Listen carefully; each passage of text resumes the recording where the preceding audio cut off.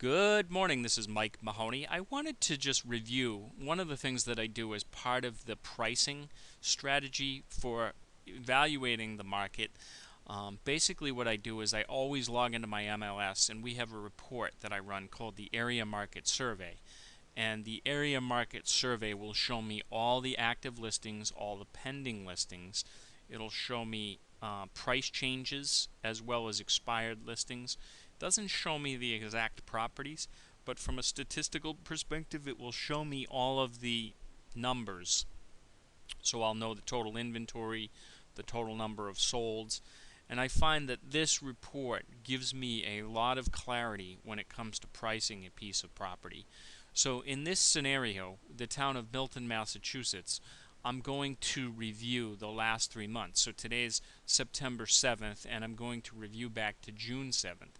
So right now in the town of Milton, Massachusetts, we know that there are 130 properties on the market, and those properties have been on the market right here, an average of 159 days on market. And then what I like to typically do is then scroll down into the report and I look to the solds.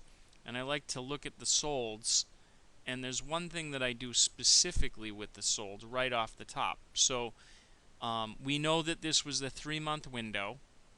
We know that there were 72 sold listings in the last 3 months. So you have to divide this by 3. So we know that there are about 23 properties per month that sell. The average market time was just over 3 months. And you'll see here the average list price to sales price ratios. So something went over, in here we had some properties that sold for more than their asking price. So in the 400s there must have been some bidding wars, which caused it to sell at 119% to the list price. So it's showing that the sellers of properties achieved 101% of their asking price. That's not true in its entirety. I mean, it might be true in here on a case-by-case basis. But it also shows me, the number of units sold in a particular price bracket. So I can have a clear explanation with sellers on the pricing of their property.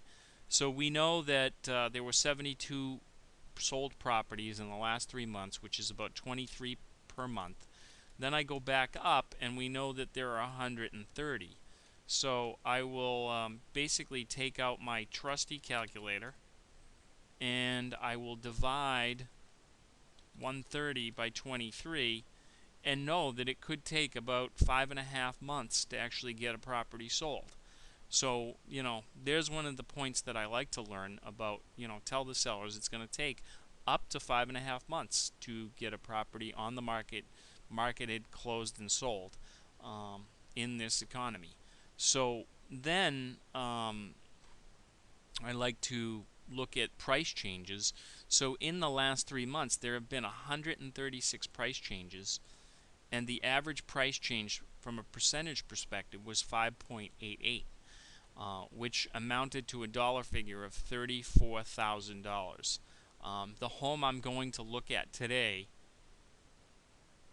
that I'm going to price is in the $500 to $599 range.